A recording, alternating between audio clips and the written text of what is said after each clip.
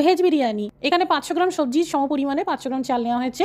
ভালো করে ধুয়ে 30 মিনিটের জন্য ভিজিয়ে রাখুন। কেটে রাখা গাজর, বিনস, ফুলকপির সাথে আধা চামচ হলুদ গুঁড়ো, আধা চামচ কাশ্মীরি লঙ্কার গুঁড়ো, আধা চামচ ঝাল লঙ্কার গুঁড়ো, আধা চামচ গরম মশলার গুঁড়ো, আধা চামচ দারচিনি পাউডার বা দারচিনি গুঁড়ো, আধা চামচ এলাচ পাউডার বা 2-3টে এলাচ গুঁড়ো করে দিয়ে দিন। 1 চামচ করে আদার পাউডার, রসুন পাউডার দিয়ে দিন অথবা আদা রসুনের পেস্ট দিয়ে দিন। আধা চামচ শাহি জিরে বা আস্ত জিরে দিয়ে দিন। সামান্য কুচানো ধনেপাতা দিয়ে দিন। 2 টেবিল চামচ টক দই, 1.5 চামচ বিরিয়ানি মশলা আর স্বাদমতো লবণ দিয়ে সবজি ম্যারিনেট করে 30 মিনিটের জন্য রেখে দিন। জল গরম হতে দিন। দারচিনি, এলাচ, তেজপাতা, সামান্য করে তেল আর বেশ পরিমাণ মতো লবণ দিয়ে ফুটিয়ে নিন। কড়াইতে 2 চামচ তেল আর 1 চামচ ঘি গরম করে নিন। 3টে বড় সাইজের পেঁয়াজকে বেরেস্তার মতন করে ভেজে নিন। আলু ভেজে নিন। এবার এই ম্যারিনেট করা সবজি দিয়ে দিন। সেই সাথে আধা কাপ মটরশুঁটি দিয়ে 5 মিনিট সবজি কষিয়ে নিন। এবার এই সিদ্ধ করা ভাত দিয়ে দিন। একটু বেরেস্তা ছড়িয়ে দিন।